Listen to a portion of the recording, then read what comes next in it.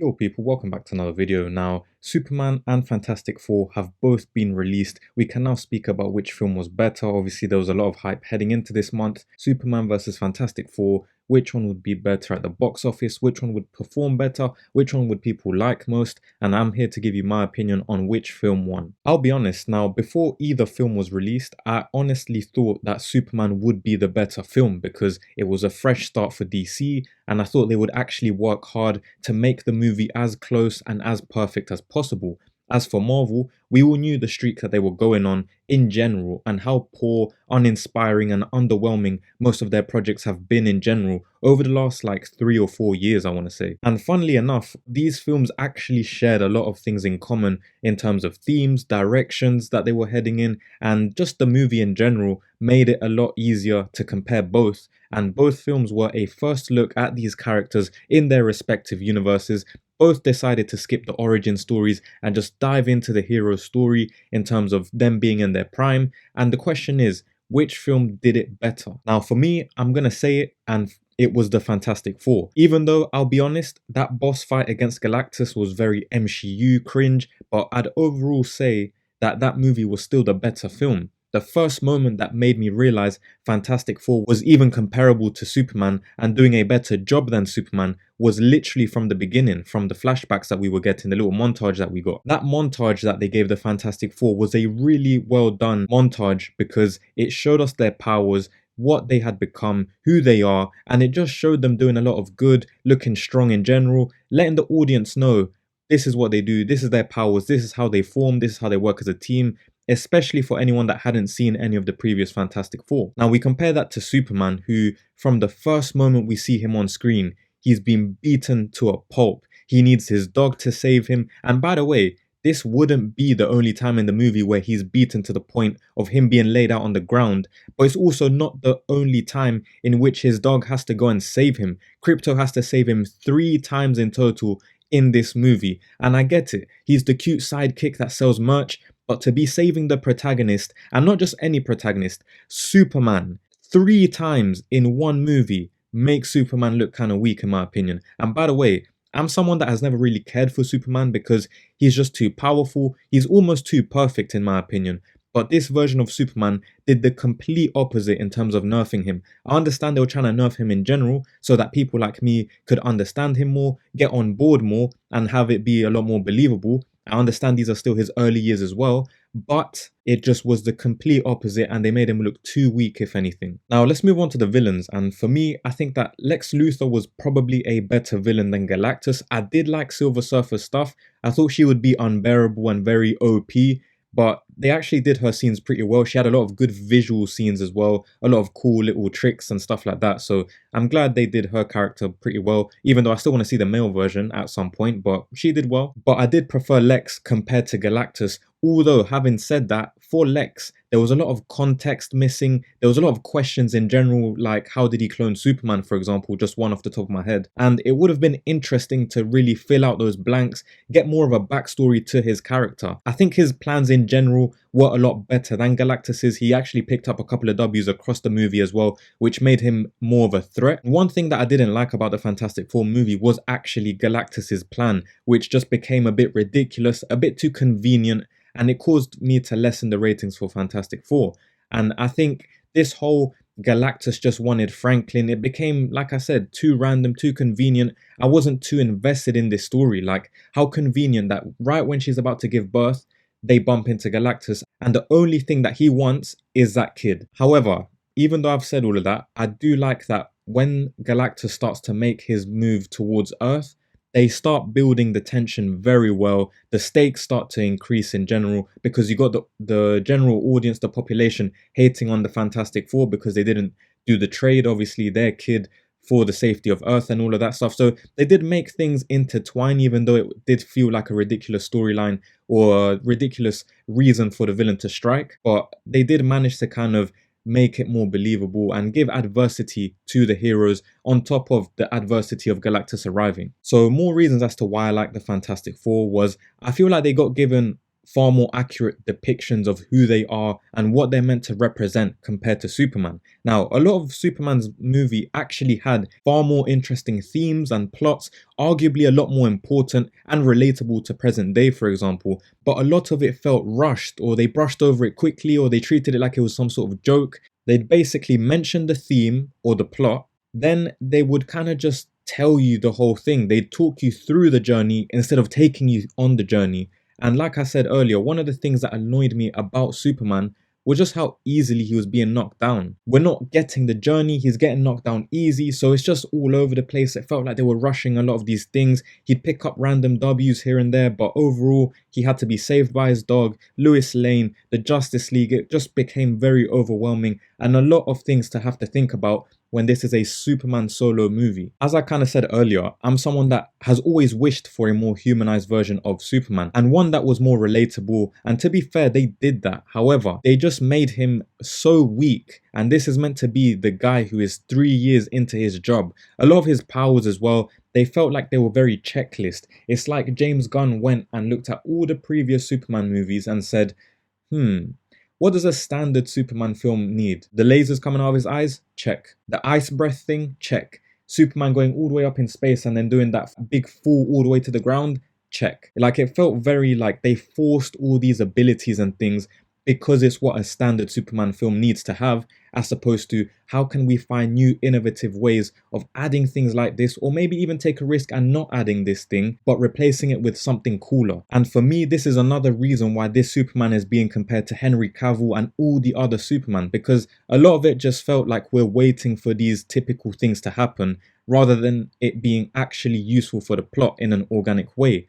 In comparison, the Fantastic Four changed a few things, like Reed Richards' powers in terms of him being more mobile on the battlefield.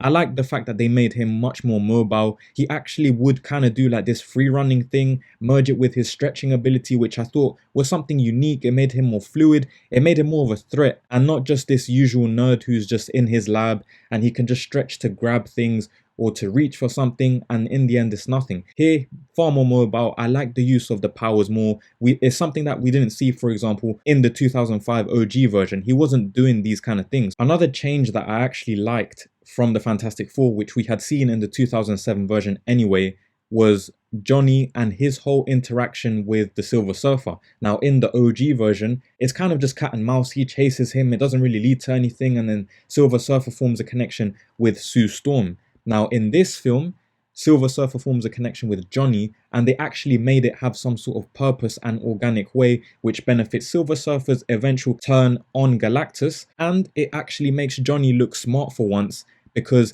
Johnny used all those audios, all those recordings to connect the Silver Surfer to her backstory and make her realize who she is and that she doesn't have to obey Galactus. All that stuff that we saw was because of Johnny.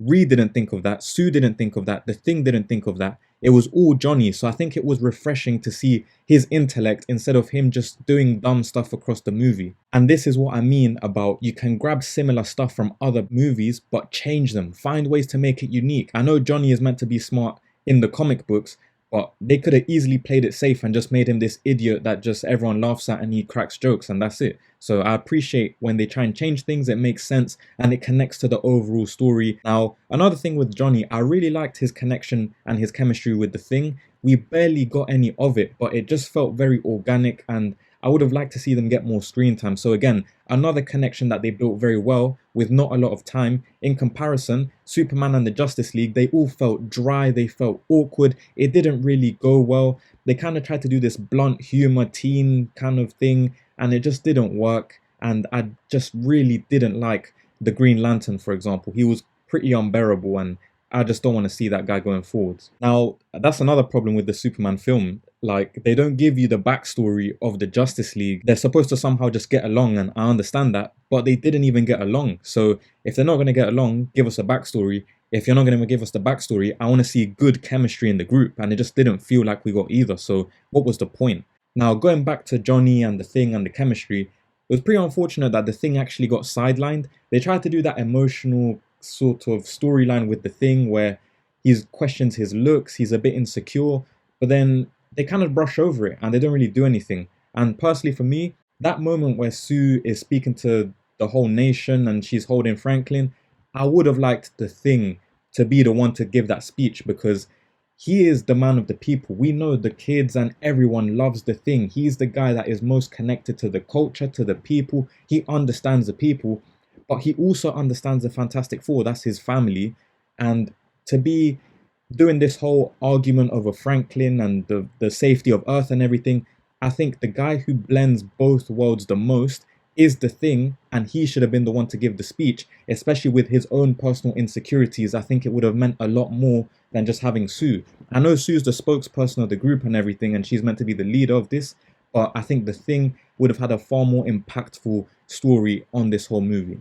Now, the part that I disliked the most from the Fantastic Four, it brings me on to Sue. Again, they added the whole MCU factor. She's going to be the big, strong one that never goes through much adversity, and I actually let a lot of her earlier stuff slide in terms of how OP Sue was in general. Even when she was giving birth on a ship, making the ship disappear and everything, for me it was a bit too ridiculous, but I let all of that slide. Even when she gave the speech that I just spoke about, I think, like I said, the Thing should have did it. It felt very forced having her do it, especially just after having an argument with Mr. Fantastic about the way that he is. It felt a bit random. It felt a bit like they were forcing stuff, but it is what it is. I let all of that slide. But that end fight where Sue just dragged Galactus for about 10 blocks, and it wasn't even like he was being able to shrug some of it off. Like she literally had full control over him and dragged him with no fight back. And then after that, they do the whole, yeah, female Silver Surfer's the one that pushes Galactus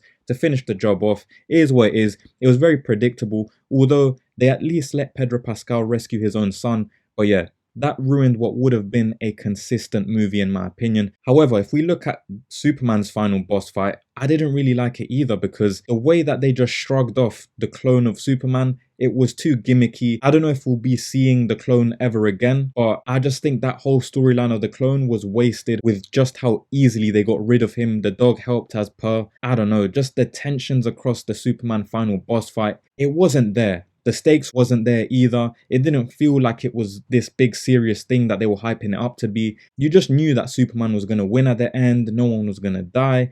The tension and stakes and the build up in general was really lacking, and it was really unfortunate. And I think the Fantastic Four, even though I bashed it just now and I said how predictable it was, they still managed to keep some stakes, because you know that this Fantastic Four doesn't belong to the same timeline as the MCU. So maybe they'd mess up so bad that they had to leave their own planet or something. You never know. But I think the stakes were just handled a lot better, even though it was more predictable. Now, lastly, another reason I preferred the Fantastic Four over Superman was because of the end credits. Superman's credits should have been something teasing a future project, which they kind of did with Supergirl, but that happened at the end of the movie instead of a cameo in the end credits. And then the second end credit was just a throwaway. Now compare that to the Fantastic Four, where one of them expanded on the villains they took down before the movie starts. It kind of builds up a bit more of what they were doing before the movie begins, which I can appreciate. And then most importantly, the second end credit involved Doctor Doom, and it's attached to the next Avengers movie that everyone's waiting for. It builds up a lot of hype. Now, these end credits are just so easy to get right. Like I said, all the Fantastic Four did was show Doctor Doom, and that was it.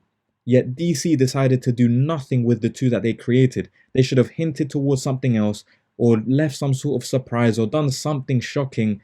But no, the two just felt very underwhelming, especially when this is your main guy. This is Superman, one of the faces of DC, and you can't give anything better. But yeah, as always, let me know your thoughts down below in the comments. Do you agree with me? Do you disagree with me? Which film did you prefer? And what do you think is coming next for all these characters? As always, I'd appreciate if you could leave a like on the video, sub to the channel. Thank you for your time, and have a great rest of your day.